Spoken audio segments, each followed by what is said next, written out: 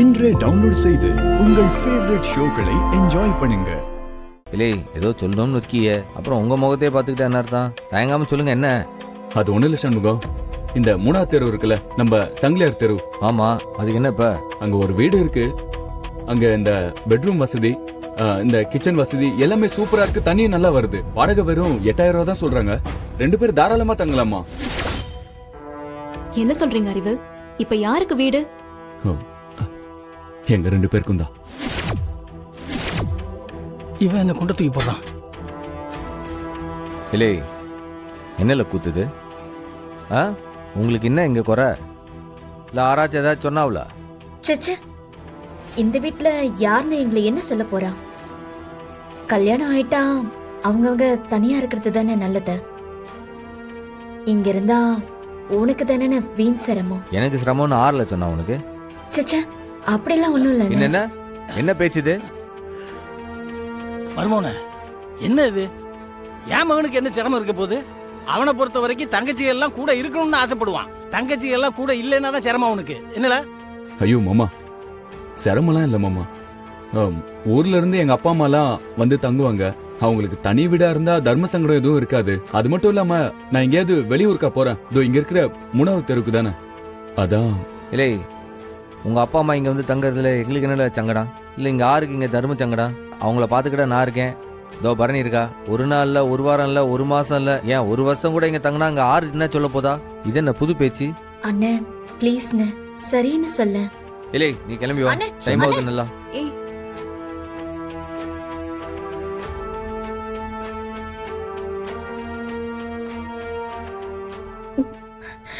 ஏ ரத்னா, உடனே அழாதடி.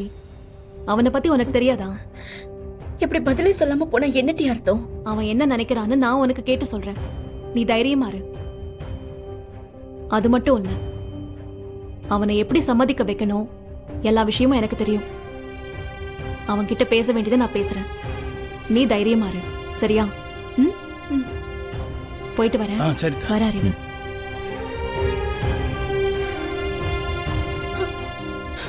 நான் தான் சொன்னேன்ல, அண்ணன் ஒத்துக்காதுன்னு. இப்ப பாருங்க வந்து முடியாதுன்னு சொல்ல போது எனக்கு நல்லாவே தெரியும். கண்டிப்பா அதுக்கு நிறைய வாய்ப்பு இருக்கு. அண்ணன் அப்படித்தான் சொல்லும். அண்ணன் ஒரு முடிவு எடுத்துட்டா அந்த முடிவு பண்ணதுதான். பத்தாததுக்கு உன் வாழ்க்கையில என்னென்னவோ நடக்குது. அந்த பயம் அண்ணனுக்கு இருக்காதா என்ன? ஏன் எசகி வாயை மூடிட்டு இருக்க மாட்டியா? பழைய கதையெல்லாம் இப்ப எதுக்கு பேசிட்டு இருக்க? ரத்னா, அதான் பரணி சிஸ்டர் பேசுறேன்னு சொல்லிருக்காங்கல்ல. சண்முகம், நிப்பாட்டு.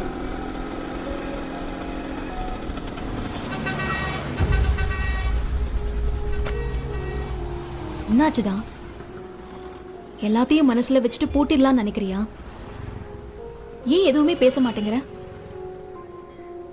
டேய், உன் வாயில என்ன கொழுக்கட்டையா இருக்கு? ஏன் எதுவும் பேச மாட்டேங்கிற? இப்ப எனக்கு ஒரு டீ வேணும். வாங்கி கொடுக்க முடியுமா முடியாதா?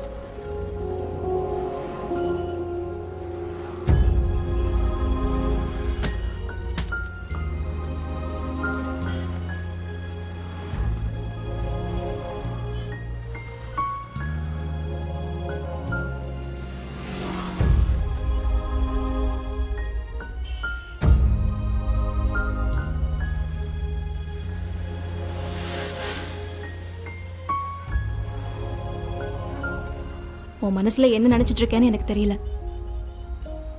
ரத்னா வந்து தனியா போறேன்னு சொன்னான். அவளுக்கு நீ பதில் சொல்லல, ஓகே. ஆனா அறிவு கேட்டப்போ அப்ப கூட நீ ஒண்ணுமே பேசலையே. அறிவு நம்ம வீட்டு மாப்பிள்ள தானே, அவருக்கு நீ பதிலாவது சொல்லிருக்க வேண்டியதானே? என்னல சொல்ல? ரத்னா வாழ்க்கையில அனுபவிச்சிருக்கிறது அம்புட்டுல. சாவு வரைக்கும் போய் பார்த்துருண்டா அந்த வெங்கடேச பயல்னால. அதெல்லாம் அவ்வளவு சீக்கிரம் மறக்க முடியுமா என்ன? டேய், அதெல்லாம் நம்ம கடந்து வந்துட்டோம்டா. இன்னும் அதே நினைச்சிட்டு இருக்கலாமா? இல்லை, ஒரு அனுபவத்துல இருந்து நாம தாம்ல சுதாரிச்சுக்கினேன், பாடம் கத்துக்கிட்டேன். இப்ப எதுக்கு இவ்வளவு சீக்கிரம் இவங்க ஒரு தனி கொடுத்தனம் போனன்றா? இவ அங்க இந்த வெங்கடேசனோட நடந்த மாதிரி அங்க ஏதாச்சும் நடந்துச்சுன்னா பயமா இருக்குல்ல? டேய், அறிவு நல்லவர்னு உனக்கு தெரியாதா? ஏன் இப்படிலாம் யோசிக்கிற? இல்லை, இந்த வெங்கடேசன் கூட ஆரம்பத்துல நல்லவன் தானே. ஒரு சந்தர்ப்பம் சூழ்நிலை தானே ஆளையே மாத்துது. பாருல, ரத்னா விஷயத்துல என்னால ஆரையும் நம்ப முடியாது. சண்முகம், இதெல்லாம் ரொம்ப தப்பு. அதுக்காக வாழ்நாள் முழுக்க மனுஷங்களை நம்பாம இருப்பியா? இல்ல ஏதாவது கஷ்டம் வந்தா ரத்னாவால சமாளிக்க முடியாதுன்னு நினைக்கிறியா? இதோ பாரு, நீ தேவையே இல்லாம உன்னையே கஷ்டப்படுத்திக்கிறேன்னு நினைக்கிறேன். ரத்னா பட்ட வலி அம்புட்டுல. ஒரு வருஷம் நம்ம கூட இருக்கட்டும்ல, வரவு இதை பத்தி யோசிப்போம். இல்லை, அவ போயிட்டாள்டா, நான் பட்டு அவளை பிரிஞ்சு எப்படி தனியா இருப்பேன்? என் மனசு கேட்குமா? அவளுக்கு என்ன ஆச்சோ ஏதாச்சுன்னு தவிச்சு போயில கிடப்பேன். சீரியஸாவா சொல்ற? இல்லை, ஆண்டவர் மேல சத்தியமா சொல்லுதேன். இல்லை, ரத்னாக்கு என்னையும் நம்ம குடும்பத்தையும் விட்டா எதுவுமே தெரியாதுல்ல. பாவம்ல அவ. பேருக்கு தான் படிச்சவ, பள்ளிக்கூடத்துக்கு பிரின்சிபால் எல்லாம். ஆனா உள்ளுக்குள்ள பஞ்சு மாதிரில அவ. இதோ பாரு, ஒரு வருஷம் நம்ம கூட இருக்கட்டேன். என் கண்ணார அவனை நான் பார்த்துக்கிட்டேன். அவளுக்கு எதுவும் ஆகாதுன்னு என் மனசு எப்போ உறுதியா சொல்லுதோ, அதுக்கப்புறம் அவ எப்படியோ தனி குத்திரம் போனோம்னாலோ போய் சந்தோஷமா வாழட்டேன். நான் ஒன்றும் தடுக்க மாட்டேன். ம்.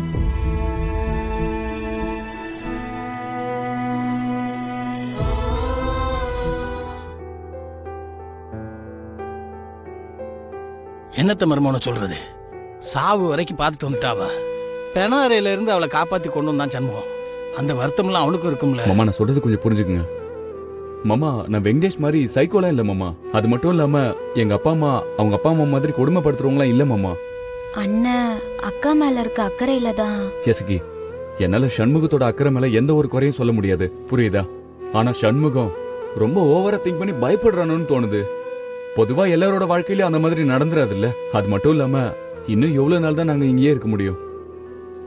நான் ரத்னாவை நல்லா பாத்துப்பேன், அவ கூட நல்லா வாழ்வன்றதை நிரூபிக்கிறதுக்கு இதுதான் எங்களுக்கு கிடைச்ச ஒரே ஒரு சந்தர்ப்பம். அதுக்கு அவளை நான் கூட்டிட்டு போய் வாழ்ந்ததானே உங்க எல்லாருக்குமே புரியும்.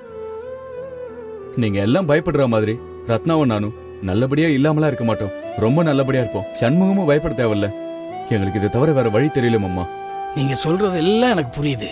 ஆனா அதுக்காக அறிவு, அவன் பயத்துல தான் ஒத்துக்க மாட்டேங்கிறான்.